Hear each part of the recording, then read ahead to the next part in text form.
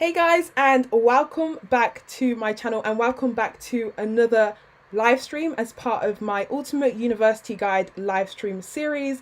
Now today we're going to be tackling one of the larger parts of many of you guys' applications, which will be the personal statement, and I'm going to be joined by an amazing guest on my channel who will introduce themselves. And yeah, make sure that you send in all the questions using the live Q&A feature in the chat box. And yeah, make sure you like, comment, all that good stuff if you enjoy this live stream. And without further ado, I'm going to introduce Sen, who is just going to tell us who he is, how he's been, and yeah, just a bit about what you do as well with your channel also. So yeah, hopefully you guys can hear me. Good evening, everybody. How are you? And thank you for joining Farron and I on this brilliant live stream, where we're going to focus a lot on the personal statement and why this is so important to put forward a good university application. If you don't know who I am, I'm Sen. I'm a fourth-year medical student at Cambridge, and I currently finished my intercalation in engineering at Cambridge. I did a BA and a master's in engineering, and now I'm beginning my hospital rotations. If you don't yet know, I also have a YouTube channel, Sen Cath, and I've been sort of running that for the last 4 or 5 years, and I share a variety of things from tips to get into medical school to vlogs of my daily life as a medical student. So go and check that out if you haven't done so. So make sure to subscribe there, but also subscribe to Fran's channel if you haven't yet done so. And lastly, go follow me on Instagram, where you can sort of keep up with the how would you say, more exciting shenanigans in my life. So that's Sen_Cath, and I'd love to receive your DMs and any questions you have in there if you do have any. Amazing. Thank you for that introduction. And I must say, when I was applying to medical school, so a year, 2 years ago, I think, your channel was so helpful and just impactful with the advice that you were giving. So guys, definitely check out Sen's channel and his Instagram in the description bar below and also on screen. So yeah, I guess we're going to start this live stream. We're just kind of talking about our journey getting into Oxford and Cambridge. That tends to be a kind of popular question. And I guess we'll answer a few questions about our journey in our short introduction. So how was your journey to Cambridge? Was Cambridge always on the table? And how did you find the admissions process? Was it something that you found quite challenging? Yeah, so was Cambridge always on the tables? Well, a funny story. So at my school, on the walls of the main hall, they write down sort of every student who got into university, particularly like who got in the scholarships, and then another separate wall for who got into Oxford and Cambridge. Now, of course, in the recent times, nearly everyone goes to university, so the wall that was kept for people who go to university sort of filled up very quickly. But the wall we had for the Oxford and Cambridge students had never filled up. And so, having gone into the same hall for 7 years during my school career, having seen those Oxford and Cambridge names on the wall, I was like, you know what? I want to sort of have my name on there as well. So, ever since a young age at school, I would always sort of known about Oxford and Cambridge. But I'd say it was really in year 10 or year 11 when my sister actually sort of took me, or she was going to an opens day at St. John's, and then I went along as well. It was only then when it actually clicked to me that I should probably apply. And so yeah, my journey started in sort of year 10, year 11, where I sort of first thought and realized that I wanted to do medicine. Then once I sort of consolidated my desire to do medicine, having done some work experience, I then focused myself on working towards Cambridge, because getting into Cambridge or Oxford requires a little bit of more work compared to a typical medical school. So my journey consisted of, doing lots of work experience as much as I could and as much that was available. So I recommend that you guys are also chasing all the opportunities you can. And even if you don't have too many, at least make the most of what you have. And then I wrote up a personal statement, which actually took me a long time. I went through 15, 16 drafts. But I must say, the personal statement I wrote, which actually no one has read other than my admissions tutor and sort of the people I work with since. So it's been kept under lock and key for the last 4 or 5 years. And I think it's something that I'm really proud of, because it really encapsulated all my achievements up until then. So it's like a bit of memorabilia that I'll keep for a long time to come, hopefully. And then after the personal statement, I worked hard for my UCAT and BMAT, did quite well in those, and then had my interviews. My interviews were quite interesting. I applied to Jesus College at Cambridge, and I had 3 interviews. Each of them were 20 minutes long. I had done a reasonable amount of interview preparation. Not really for those like wacky questions they'll ask you in an interview, more so the questions that are based on your A-level syllabus, but in addition to that, those which stretch your knowledge of the A-level syllabus that little extra. But then again, the wacky questions are also important to practice on, because what they test is sort of your logical thinking and how well you can think in steps to sort of answer an unanswered problem. Because if you think about it, a lot of medical research is actually unanswered questions. And so we approach those unanswered questions by using logical approaches. So anyway, after that, I found out on the 12th of January that I got into Cambridge. I was really happy. And the day after, I had my King's College London interview. And I was so gassed about my Cambridge offer that I could not care how my King's College London interview went. So I went in there smiling and gleaming and just spoke and used my preparation to its best and, got an offer from there. I also had applied to UCL, University College London, and got an offer from there as well. I then had to sort of work out which choices I wanted to, put as my firm and insurance. I put down obviously Cambridge as my firm offer, 2 A stars A, and then I was choosing between UCL and KCL, A star AA for UCL, and King's College was AAA. And since I thought, well, the point of an insurance offer is to make sure I definitely have some sort of place at university, I rejected UCL, and went for King's College London, which was a 4 A's. In case, God forbid something went wrong for my A-levels, I knew that I could still, given my first year marks, scrape an A in the worst of cases. So yeah, managed to do well, got 4 A stars in my A-levels, which I wasn't expecting, and for the amount of panic that I'd caused, the first thing that my mum did when I told her my A-level scores was punch me.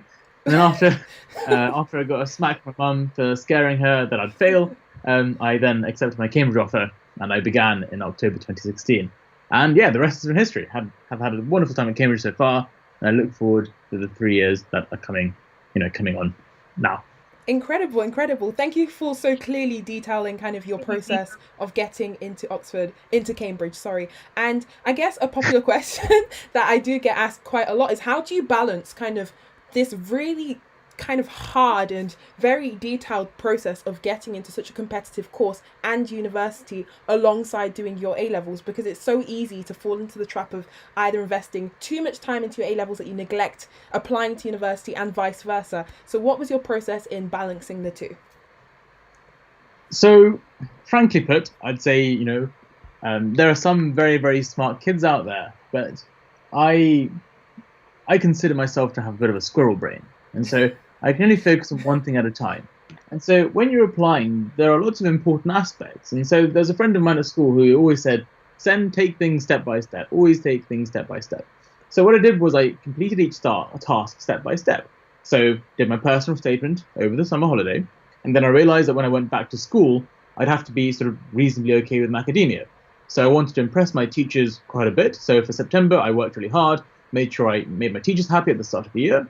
And then once I had my sort of schoolwork in the bag, I then was able to sort of focus sort of 80% of my efforts onto the BMAT, because I knew that once my school teachers were happy, that would be ticking along okay, and before they would realize that I wasn't focusing on schoolwork too much, I would have finished my BMAT. So actually it was a bit of juggling, I have to say. It's very hard to do both very well at your schoolwork and in your application at the same time. So naturally, one thing will sort of be neglected slightly, and then the other thing will have more priority. But what you need to realize is that you give the right amount of priority at the right time. Just because you're preparing for the BMAT, don't spend 2 months of of the start of the year just purely revising for BMAT. That isn't wise. Sort of make sure you have your schoolwork prepared, but also the BMAT prepared, and sort of switch the priorities just when needed to make sure you don't annoy anybody. That said, when it came to my Cambridge interviews, of course, I was preparing very hard between October to December for my interviews. And honestly, my schoolwork did slack a bit. But then again, I told myself whilst I prepared for my interviews that this is my thought process. If I worked very hard for my interviews, then if I was successful, the motivation that would arise from getting an offer for Cambridge would naturally make me work hard enough to then make up for that lost time that I did before my interviews, right? So it's really important to understand what motivates you and to know your limits as to how much work you can slack off whilst focusing on interviews. Because I must say my school teachers weren't happy during October and November, because they were like, Sen, come on, you're not really performing as well as you should be. You're getting sort of A's and B's in your tests, whereas you should, we thought you were an A star level. But I was like, please bear with. I'm focusing on my Cambridge interviews. It's really tough. I'm really preparing, and it's really taxing me a lot. And to be fair, when I explained this to my teachers, they were very understanding, because they realized the Cambridge applicant for medicine of all subjects had to focus a lot on their application. That said, as soon as I got the offer, or even as soon as I finished the interview practically, throughout the Christmas of my application year, I began working very hard again because I realized that whether I got a Cambridge offer or not, I still wanted to get the highest A level or IB scores that I could, because ideally, the qualification that I'd get at the end of my school career would stick with me for my life, regardless of which medical school I went to.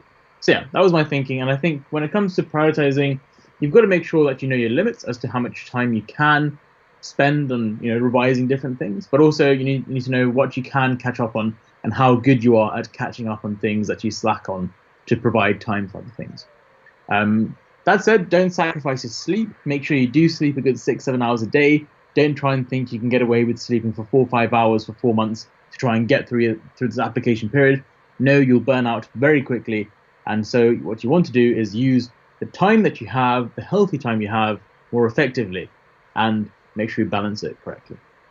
Incredible. Thank you so much for that advice. And I can definitely testify to the effects of sleep depriving yourself, essentially, because you feel as though, if you can spend as much time awake getting through things, that you're going to be more productive. But the truth is, the more time you spend in things doesn't necessarily correlate with greater productivity. As you said, it's about using that healthy time that you have, the healthy time awake that you have, more effectively. And hopefully that has kind of inspired and encouraged so many of you guys who will be going through admissions tests right now, alongside preparing for year 13 and as well as doing your personal statement. So how this live stream is going to go is that we've got plenty of questions sent in about the personal statement, which is absolutely amazing. And there's also a few other questions relating to kind of the admissions process, but not necessarily the personal statement. So we'll try to get through all the personal statement ones as fast as possible, and then we'll try to tackle the other ones. So please don't feel as though I've missed a question. If I just could say something before you start answering the questions. If you haven't yet liked Fran's video, then please do. It helps both of us if you do like this video. It actually motivates us all to make more of these live streams. So please go and like it. And Fran, should we try and reach 50, 60 likes on this, or at least 100 likes? What's the goal for this video? Let's be ambitious. Let's say 75, smack bang in the middle. 70 likes. Okay, 75. Everybody, we want 75 likes at the end of this video in return for our hard work for answering your questions. Anyway, Fran, let's go. Let's do it. Okay, number one question sent in by Lorraine Trevor asks, how do I show and not tell in my personal statement? Now, this is a very interesting question because it's so easy to fall into the trap of just listing the things that you've done, especially with the medicine personal statement where work experience is required of you. So yeah, Sen, what is your advice for showing instead of just listing and telling what we've done in our statements? Yeah, so I think it's very easy to just sort of tell as of such, which just, in my opinion, means saying in the personal statement, I spent 4 weeks in the, radiology department at Smith's Hospital, and I was able to see many elderly patients getting x-rays for broken knees. I saw how they were then given orthopedic surgery to make them better, and in this process, the doctor had to give them the right medication to stop any post-operative complications. So this is what I consider a very passive description of what happened. Showing is a bit different. Showing what happened, as opposed to telling, involves explanation. If you were to show your parents a brand new phone, let's say a brand new calculator. If I was to show this phone, I would explain more about, what this calculator is and what it can do, but also what this calculator means to me. So similar to that, what you can say is how overseeing the care of a patient during their, pathway of having a broken bone, having been seen by a doctor, having taken that x-ray, what you felt. Maybe you can talk about how you were impressed by the doctor's ability to explain what an x-ray is to an elderly patient, how they use simple language. Maybe you can highlight how, you were interested in the long-term thoughts of a doctor as when treating an elderly patient who's got a broken hip, as opposed to just listing out the fact that they got an operation and their medicine. So what you really want to do is reflect more than anything, because if you sort of show medical schools that you saw something, then you tell them what you thought of that observation, and then what you learned from that observation. That's the best way to sort of show as opposed to telling. So yeah, three key steps. Say what you've done. Say what you thought of that incident, and then say what you learned from that incident. And if you sort of follow that rough framework, I think you should be able to think of many interesting things to further expand what you saw. That's incredible. I hope you guys have taken note of that a key step framework for showing and not telling in your personal statement. So the first thing was, what did you do? What did you kind of observe and how did it make you feel? And the third thing is, what did you learn from it? And another thing to kind of add on to Sen's amazing and brilliant answer is that another thing that medical schools also want is proactive students. So after that experience, as Sen said, reflect upon it and identify what you learnt about the medical profession, about that piece of science that was relevant to that incident, or what did that prompt you to go and do? So in my own personal statement, I actually did 2 days in a cardiology ward. I included that in my statement, and that prompted me to then go and want to learn more about cardiology. And that came in the form of reading relevant books or, doing an online course. And to see that progression in your proactiveness and you going above and beyond what's expected of you to learn more about medicine is a really, really good way of not only making your statement more coherent and linking, but also showing the medical school that you're a very proactive student. So yeah, amazing answer, Sen, and I hope that's answered your question, Lorraine. And yes, to go to the next one sent in by Jennifer, which asks, do universities really look at the statement? Yeah, simply put, yes. I'm going to be very frank with you. When it came to my interviews at Cambridge, at Jesus College, having both read up on it before I went there, but also having spoken to the directors of studies and people interview at Cambridge, they have two main documents when it comes to your interview. One is your personal statement in one hand, and the other is your teacher's reference in the other hand. So technically, two statements, one by you and one by your teachers. And then, of course, to have the assessment form. So, yes, your personal statement is definitely read if you're applying to somewhere like Cambridge. Now, that doesn't mean that your interview is going to be dictated by your personal statement, because I'm pretty sure the interviewers will have a set of standardized questions which they'll have to ask to try and differentiate between candidates.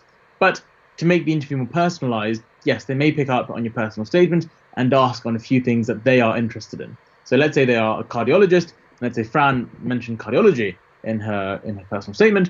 Remember, you actually mentioned this sort of specific receptor that's present in the heart. How come you found that interesting? And could you talk about what you learned from reading into it? Then Fran might be able to talk about whatever she read about. So that's interesting as to how they use a personal statement. Now, it's really important to remember that different medical schools use the personal statement to different extents. Somewhere like King's College London, they said to us very clearly that once you got to the interview stage, practically everything that was used to assess you before that interview stage was now irrelevant. So they considered your personal statement, they considered your UCAS score to sort of shortlist interview candidates, but once you got to the interview stage, the only thing that was important was your performance at interview. Whereas at Cambridge, what they do is they might still use your personal statement and your interview performance and your grades and your BMAT score to make a holistic judgment on whether you deserve that place or not. Equally so, at somewhere like UCL, they literally had a personal statement in the interview, and each interviewer had a copy of my statement, which allowed them to ask very specific questions about stuff I'd mentioned. So I suggest you do specific research into the different options that you've chosen for medical school, and then you can expect, certain questions, and you can prepare accordingly.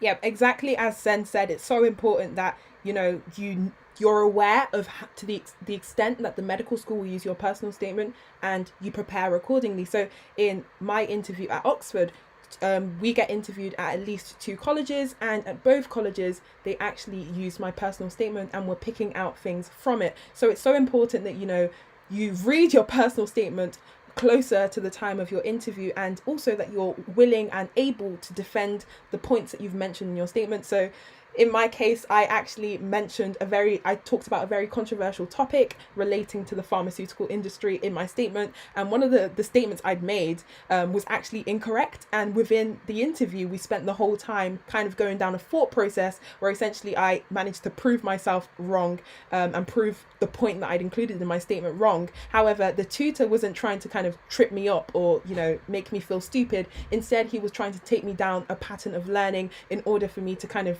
do the thinking and the learning and the realizing for myself. So it's so important that you read your statement, you know what you've included, especially if you've wrote books, because the reality is some tutors will pick up on those books and ask you to talk about the books and what you've learned from them, and that you're just as prepared as possible. But it is interesting to know that some medical schools, such as Brighton and Sussex, have actually said that they don't use the statement at all. I don't know if you know much about that, Sen.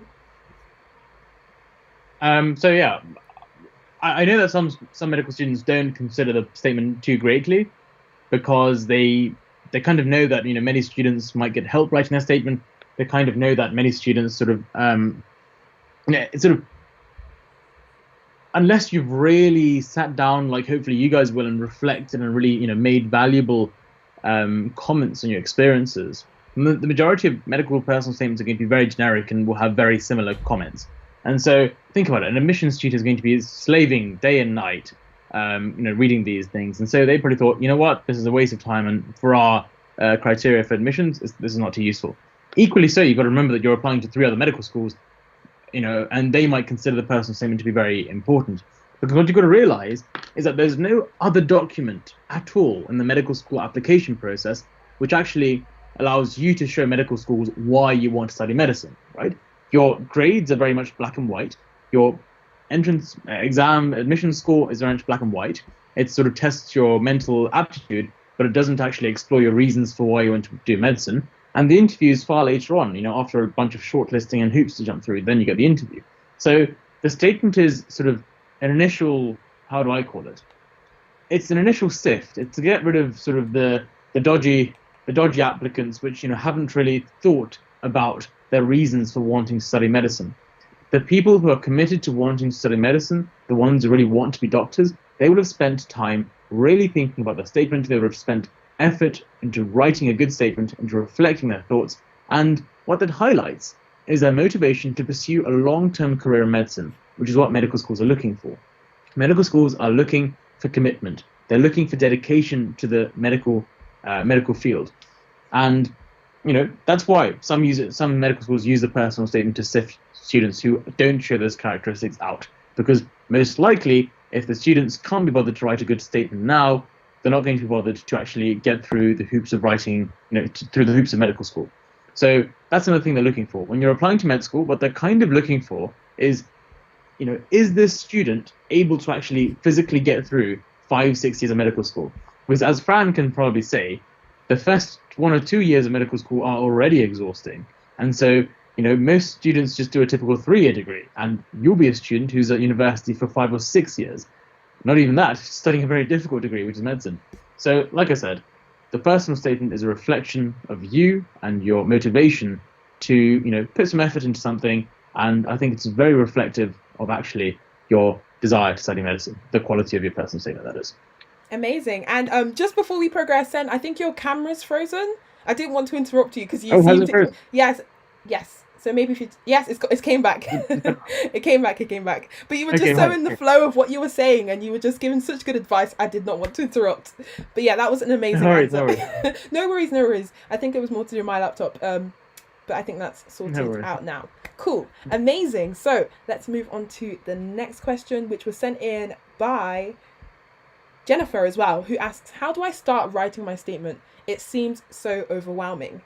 So I'm assuming that you're a year 12 student going to year 13, and yeah, the personal statement can seem overwhelming. 4,000 characters of essentially trying to, sell yourself to these admissions tutors, something that we're not really accustomed to. So Sen, how did you go about, and how do you advise starting your statement?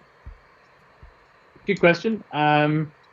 If you haven't done so, go and check out my personal statement series. Like, what are you doing, guys, on my channel? Honestly, I only found... You did it this year, didn't you? Because I found out about it when I was doing all the PR stuff. Yeah, it's incredible.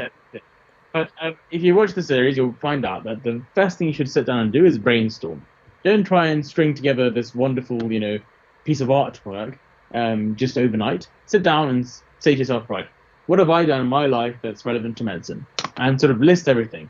From your work experience placements, to your volunteering placements, to your sports that you've done, to the achievements that you've made in school, in music, in sporting, to even, I don't know, a medal you may have won in year 9 for winning sports day or something. I don't know what you guys win. So what you need to do is write down a list of all these achievements. And then pick out the ones which I'd say highlight the different skills that you think are important for a doctor.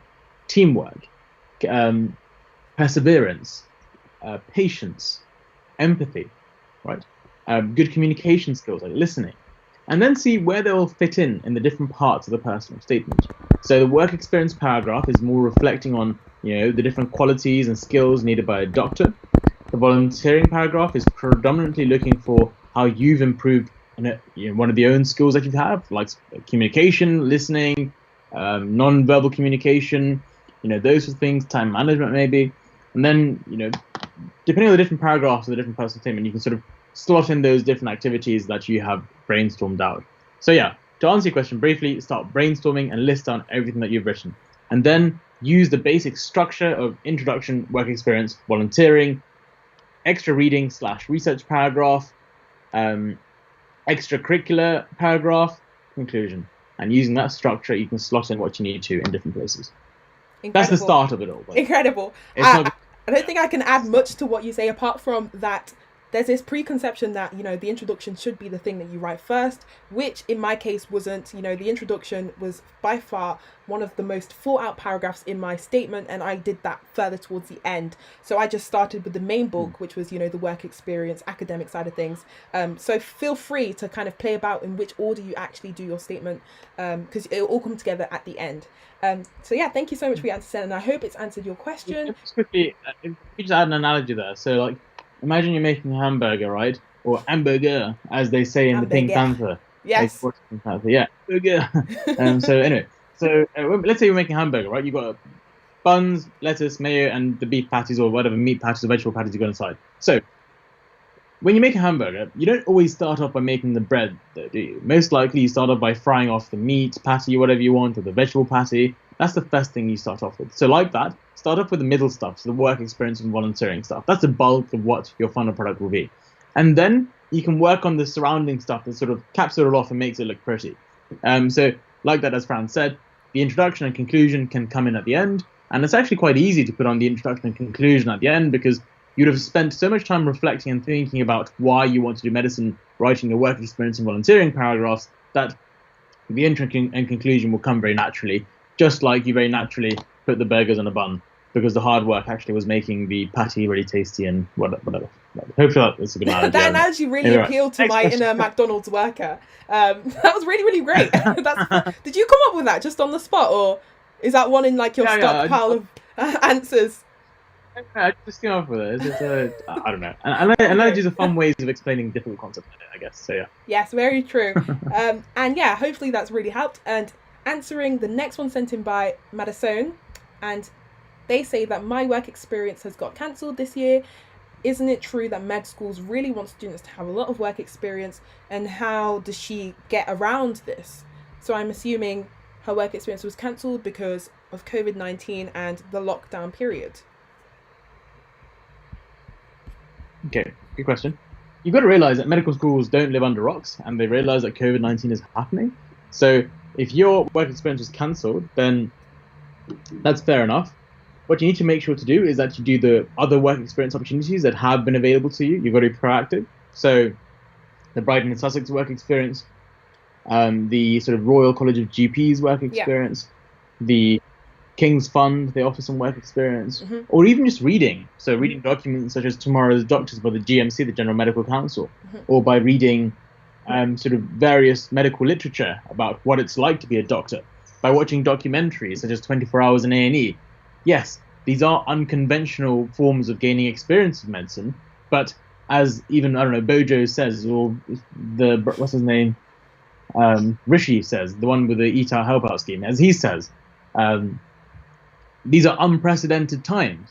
And so you can get away with using unprecedented work experience, which could count as a documentary on TV.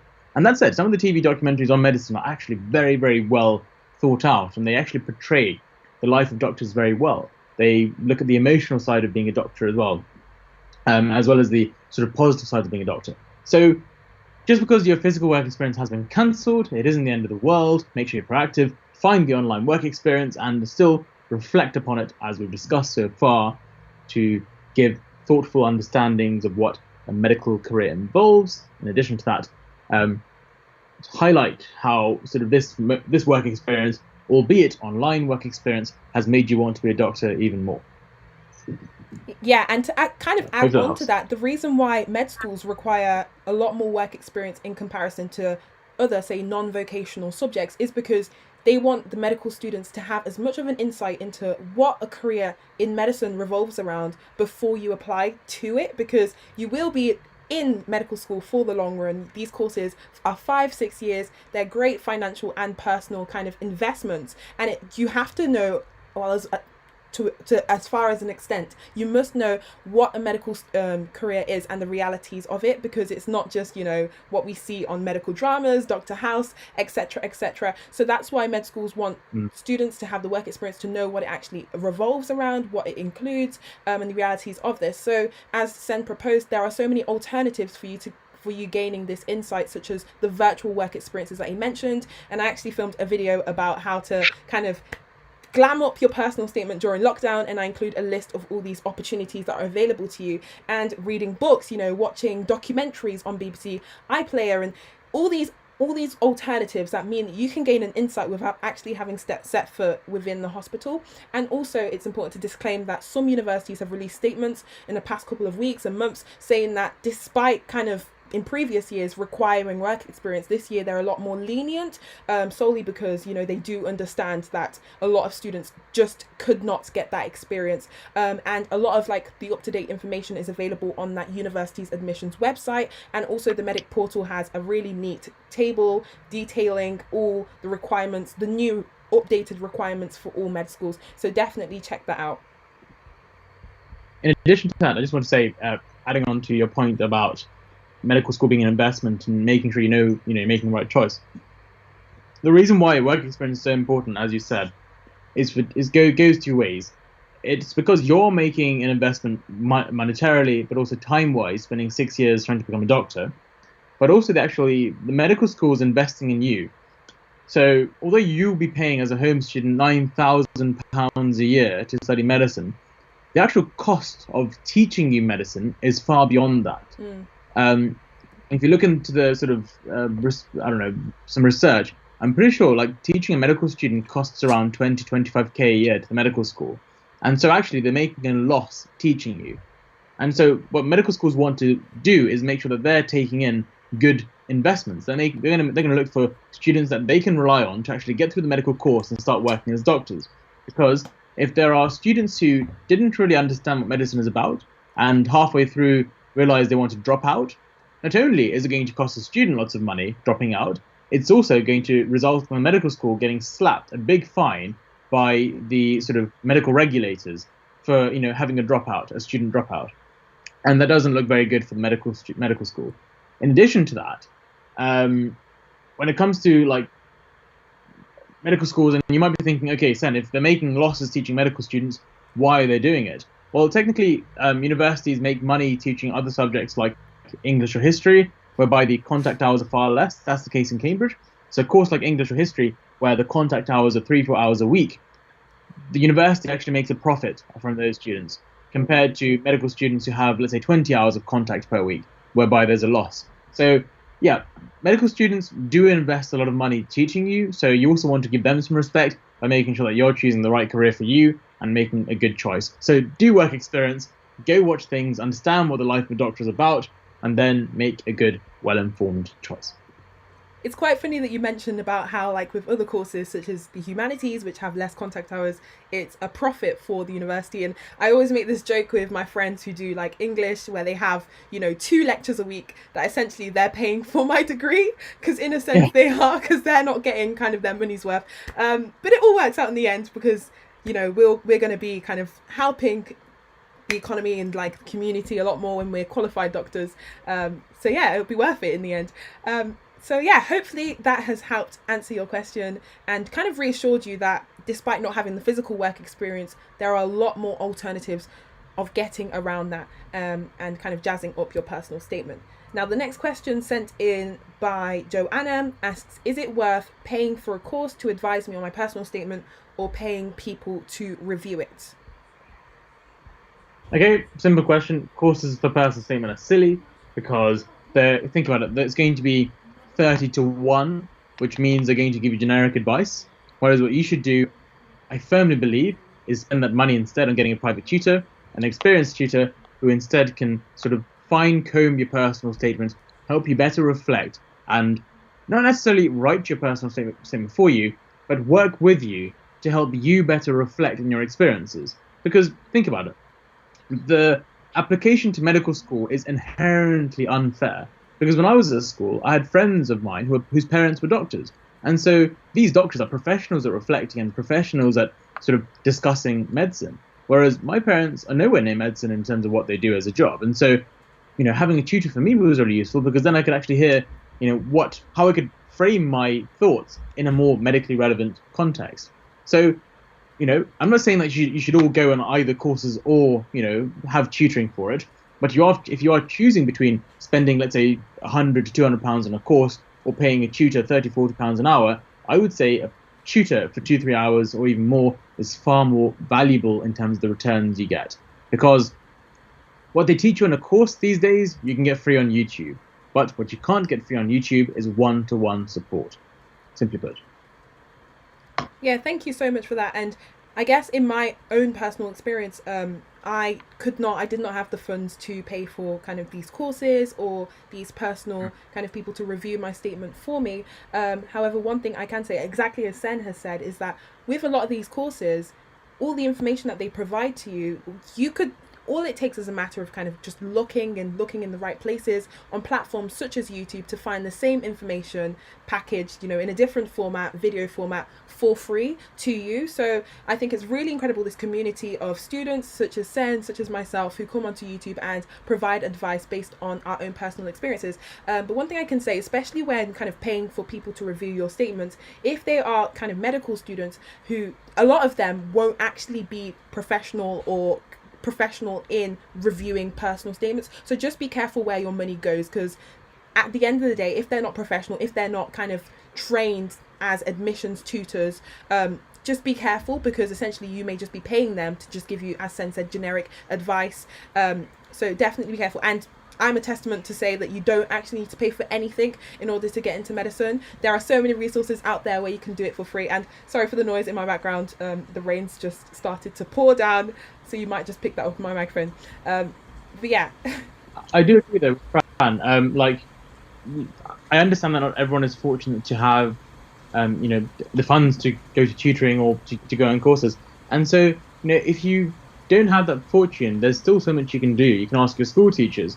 You can reach out to people like Fran and I. You can reach out to other YouTubers. You can reach out to, there are many sort of charitable organizations run by medical students that help students for free from disadvantaged backgrounds. There are societies like I think Cambridge African and Caribbean Society, which specifically help sort of the BME students, because generally being from a minority background, it's been, how can I say, the stakes have been against them all this time, and they simply haven't had the support they deserve. And so ACS, they organize amazing support where students help these students because simply they come from a less disadvantaged background sometimes. And so there are so many opportunities out there. So make sure you do your research. Don't panic.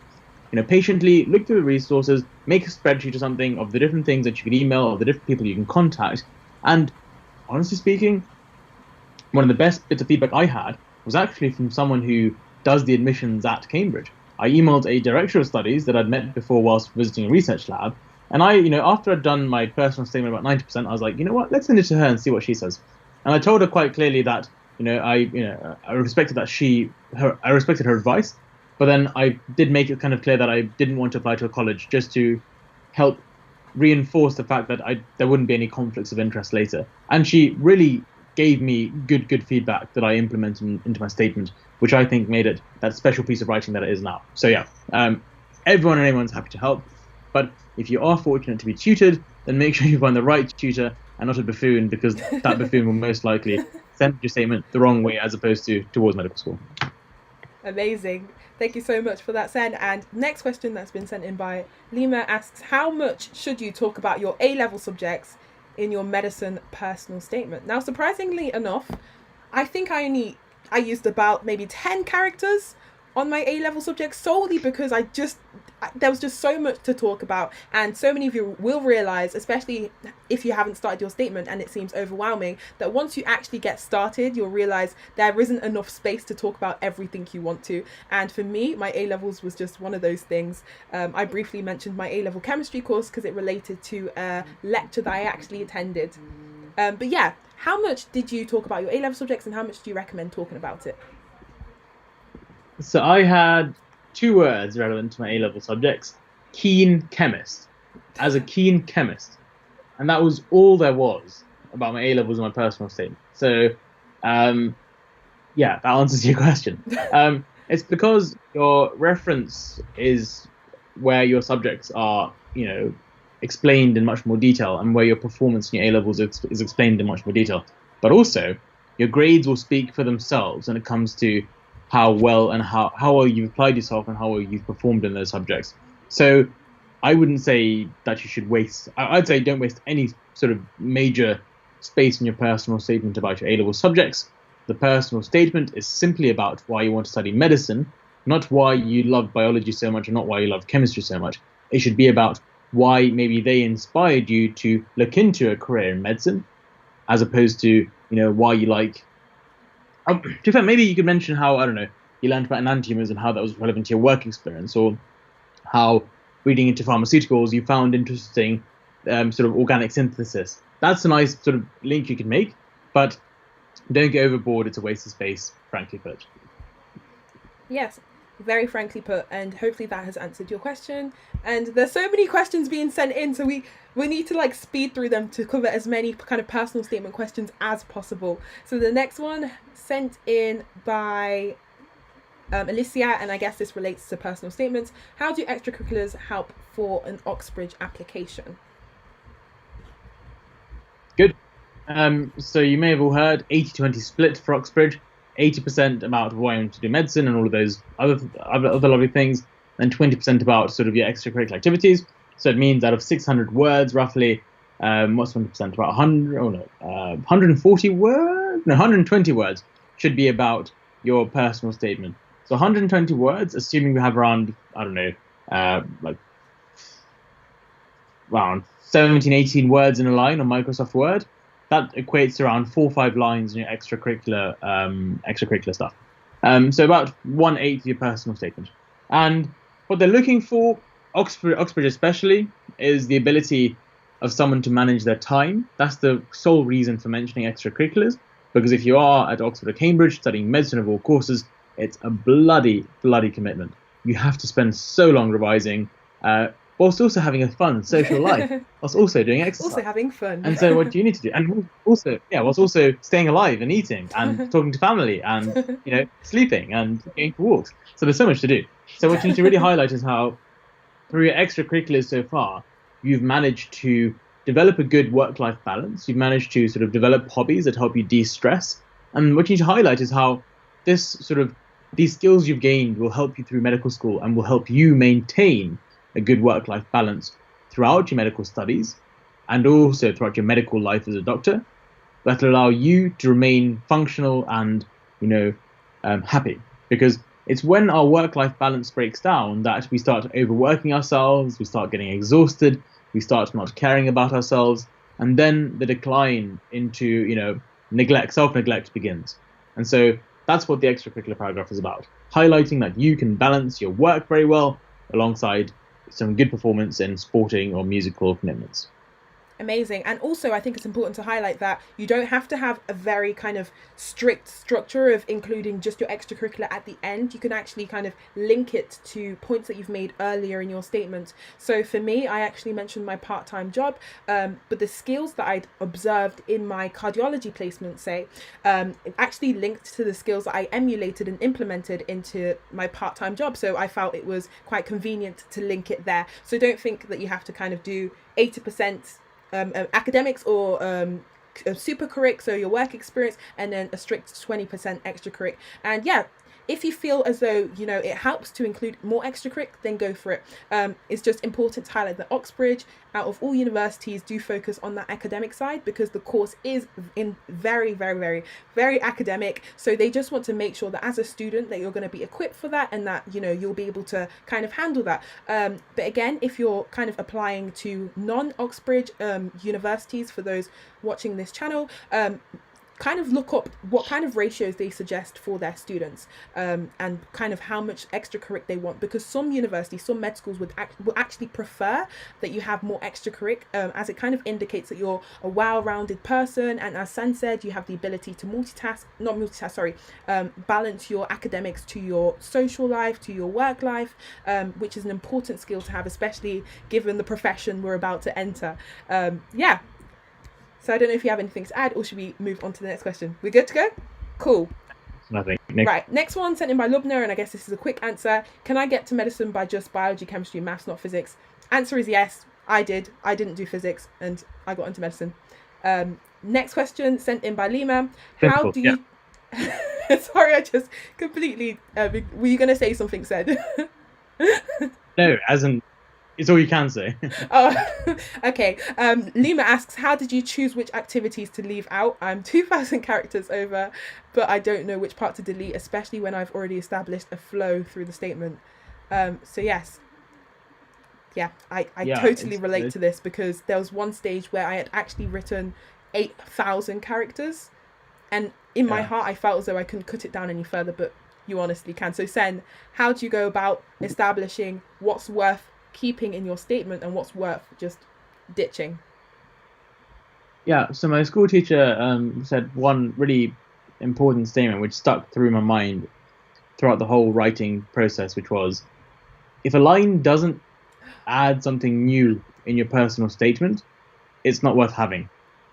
So if every single line is not different and doesn't add something new, it's simply not worth having in that. And that's one rule you should consider. The second rule is, or the second part of it, is a two-stage elimination sort of crap. First stage is get rid of the fluff, get rid of like the extra like flamboyant words you may have used, the unnecessary description words to make things even more impactful. You know, all those things. Cut all the like sort of elaborate language out of there. That'll cut down your character count by a good 500, I think. And then the next thing, once you've cut down all the fluff, is then sort of prioritizing which experiences you gained the most from. So let's say you did 4 or 5 work experience placements, where you may want to then cut it down to focusing on 3 work experience placements, and then writing a line like touching upon briefly the other 2, as opposed to really detailed points about those 2 other ones. With your volunteering paragraph, again, you can cut down a lot of characters by like getting rid of the fluff, describing less about what you did, and talking more about what you learned, and talking more about your long-term progression and evolution throughout your volunteering placement. So yeah, number 1, make sure every line adds something new. Number 2, cut down the fluff. Number 3, then prioritize which points you think are more reflective of your reasons for doing medicine, but also are more valuable in your sort of desire, more valuable in having inspired you to pursue medicine. Yeah. Yeah, exactly. And that tip about every line having value was something that I was actually about to say, because I'd actually heard it on the internet. I can't remember where from, but if you read a line in your statement and you feel as though it lessens the impact of your overall message, then just kind of cut it out. If you feel as though it's not adding anything new, as Sen said, just cut it out. And to kind of add on to what Sen said, and he was speaking more about the work experience side, you know, instead of having 6, 5 or 4, maybe cut it down to half of that. Similarly, for books, I see you guys out there who've read, you know, 5, 6 books around medicine and have tried to include it in your statement. It's just unnecessary. In my personal experience, I read a good 3, 4 books, and in my first draft, I tried to include every single one of those books in my statement. And guys, if you think of it from a strategic point of view, the more things you include in your statement, especially for your more traditional interviews, the more things that the interviewer has to ask of you. So if you want to make preparation easier, instead of including, you know, 7 books, try to include less books, so it makes that preparation more manageable, because you are going to have to kind of rebrush your knowledge of that book beforehand. So try and look at it from that standpoint as well. But honestly, guys, I included one book in my personal statement, two work experience placements, and then one that I just mentioned, and I still managed to get all my offers. So you don't have to, go all out with including every single thing you did. And just adding a bit more, if you want to talk the talk and brag by mentioning all these different books that you've read, you've got to be ready to walk the walk when they do decide to take you for a stroll in the interviews and they ask you about the different books you mentioned. Yeah, simply put. So, like as Fran said, the less you actually mention in terms of this fancy stuff that you're trying to use to go over the top, the better it is for you. Because if you're motivated enough, they can tell that, they can sniff it. They can sniff that you're a motivated student by the reflections you make, by the quality of the thoughts you've written about, on your work experiences, instead of just cramming it with books and like other stuff. Because talking about books and papers, that's more just describing and listing, I'd say. The valuable part is in talking about what you learned, the skills you developed, having read maybe that one book. So as Fran said, she read that one book, and she may have maybe said reading that one book helped her better understand, literature reviews and the importance of source checking whilst, reading up a bit of text about medicine. That's much better reflection than just saying I read this book and that book because I was interested in cardiology. You know what I mean? It's a bit bland. So yeah, think about those things and get cracking. Amazing. Now the next question sent in by A asks, hi, this is slightly off topic, but what would your advice be for those entering year 11 in September regarding GCSEs, revision, volunteering? I assume she's a prospective medic. So if we could summarize it to your top tip for incoming year 11s this year, what would it be?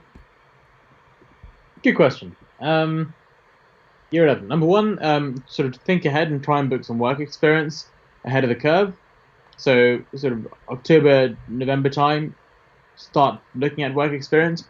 That will allow you to do some experience in the summer of year 11, which is very valuable. The reason a lot of students have been shafted this year by COVID is because they didn't do any year 11 in the they didn't do any work experience in the summers of their year 11s, after their year 11s. They all enjoyed that summer after their GCSEs and then expected to do lots of work experience in the summer after their year 12s. However, that's the wrong approach to have. Try and do 2 weeks of work experience in year 11, after year 11, and after year 12. And then that will mean that, let's say COVID happens again or some other disease comes along, you've at least got 2 weeks from the year before, plus some virtual stuff they'll arrange for the next year. So that's one thing, work experience, look at it early. Number two, try and do something more proactive. So like sort of get involved in your school medical journal, get involved in your school medical club or start a school medical club, start like an online medical blog about medicine. Those sorts of things are quite nice to start in year 11. But again, don't spend too long on that. You want to make sure you get good GCSEs as well. And in addition to that, I'd say just maybe start reading some more like easy medical books. Just like, I don't know, Do No Harm by Henry Marsh. Try and sort of understand some medical concepts by watching some medical videos on YouTube. Try and watch some more medical documentaries on like the BBC and stuff. So yeah, just sort of get your thinking more into medicine. And the best thing that you can do in year 11 is consolidate your desire to become a doctor. That makes your life so much easier in year 12. So just do things in year 11 that sort of further help you pick up feathers in your arsenal to apply to medicine later on in the year after. Amazing. And another thing to say is, about doing UCAT and BMAT and stuff. That's a bit too early in year 11, I'd say. But yeah, the main thing is other stuff like websites and blogs and journals. Cool. And another thing to say is that another impressive thing that you can do now that will help you later on is to start with things like volunteering, as you've mentioned. Some kind of volunteering placements will require you to be a certain age solely because kind of the legal implications of things. However, things such as, volunteering in a care home, I believe you can do that from early ages. And it's so impressive when you can write on your personal statement, a year, 2 years down the line that you've worked in a care home, volunteered for 18 months. And, that's quite impressive because it shows your long-term commitment to gaining an insight into the healthcare field. And that's something that you can start doing now, obviously depending on the availability of those placements given the situation at hand. So yeah, and another thing to say is thank you so much everyone in the comment section for just being so helpful. It's so nice to see people answering other people's questions whilst watching the live stream, and it definitely saves us a couple of some time to try and get through the rest of the questions. So yeah, thank you so much. And the next question sent in by Diddy asks, is it necessary to know the ins and outs of your personal statement? I think you should know the answer to that question. Yes. If they ask you, like, it's a personal statement. Come on, it's like writing a piece about yourself. And if someone asks you more detail, if you can't answer it, then you look like you're a phony straight away, right? And so that's the thing. Because of medical interviews, like, they can ask you about anything in your personal statement. And so if you don't know all of it in detail, let's say there's one part of your personal statement which you think they won't ask you about and that you don't think you need to read up on. And let's say they actually end up asking you about it. Just that one question on that bit that you didn't expect to be asked about will then make the interviewer think that you haven't read up or done any further research on any other part of your personal statement. It'll give off the wrong impression, a very wrong impression. And even though you've done work on the other 99% of your personal statement, it'll make you look like a phony if you haven't prepared on that one part.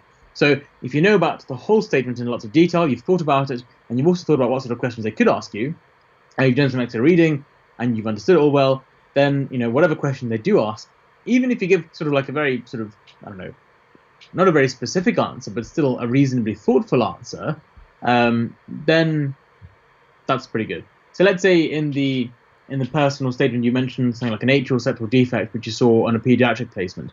An atrial septal defect is a heart condition. And they ask you, you mentioned this, heart condition that is prevalent in babies.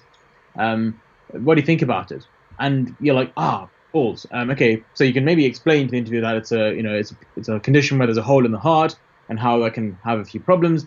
And then let's say the interviewer asks you to sort of work out what exact problems there will be in the circulation system from the atrial septal defect, and you haven't read into it in that much detail. You can say to them, well, I didn't read about it into that much detail, but I can try and work it out for now if you want me to. So, like, do you see? You need to know like a reasonable amount of detail about what you mentioned, but then not the whole medical background of it. Because think about it, you're not really a doctor anymore. You're not really a doctor yet. And if you were a doctor already, then you wouldn't really be applying to medical school. So the interviewers know that. So make sure you have a basic understanding of everything you mention. But for the more detailed question, I'm pretty sure if the interviewers wanted you to, they can ask you to work it out. And it'll be quite a fun activity working out the pathology of something you've mentioned in the interview. And it'll be a chance for you to show your medical knowledge as well. Exactly.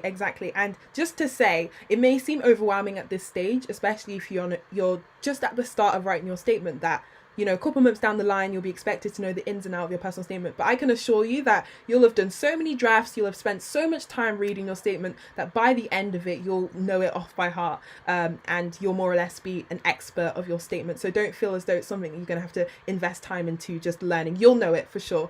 And exactly as Sen said, just be kind of prepared to kind of defend anything you've mentioned in your statement and have information about any scientific concepts you've mentioned. And especially at Oxford and Cambridge interviews, there seems to be a misconception that you need to go into these interviews knowing everything about those topics. And as Sen said, if you knew everything, you'd be a doctor, and if you'd be a doctor, you wouldn't be applying. And what I realized from my own experiences is that they don't kind of mark you down for not knowing everything. Rather, they want to see how much they can stretch you within that interview, how far they can take you from the knowledge you came into the interview with and compared to the knowledge that you leave the interview with. So for example, in my personal statement, I spoke a lot about pharmacology and stereoisomerism, and by the end of one of my interviews, I knew a lot more because he challenged me whilst also giving me more details about the topics that he was asking me questions on.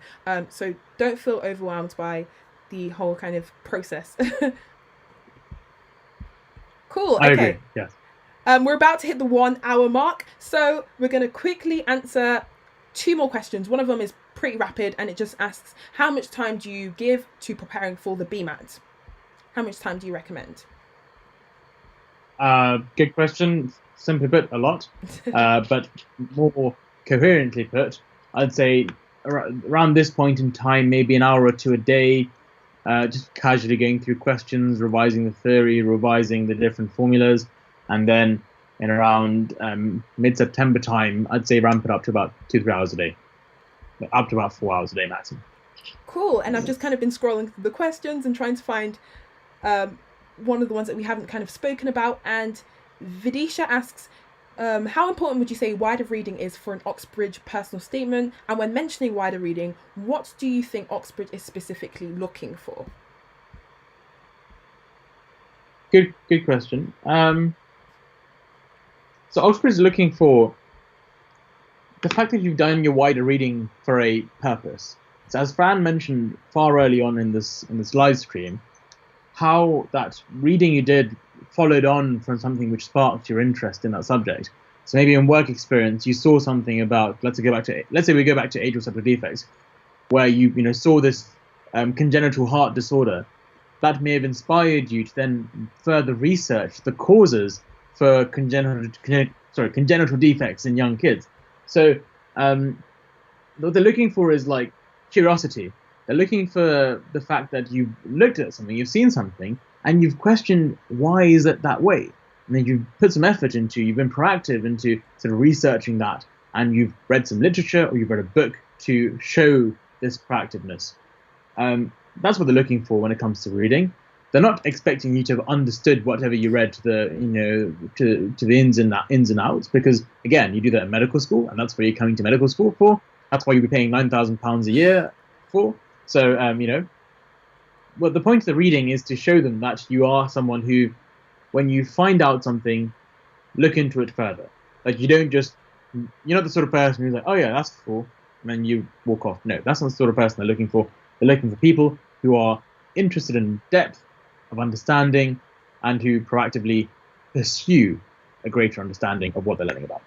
Yes, and to kind of just to add on to what Sen said, it's important to realize that these admissions tutors, they're not just out to get us. They don't just want to kind of put us through as many hurdles as possible and make our lives a misery. They do the things that they do for a reason. So they kind of expect things in the personal statement. They give admissions tests. They structure the interviews the way they do so that they can pick students who are best suited to that course at that university. So for Oxford and Cambridge, they're very much looking for academics, people who have that interest in research, people who will go above and beyond, as Sen said, will find an interest in a concept and will take it beyond and do further research into that. And I can say, if even in my first year, that's what's been expected from me.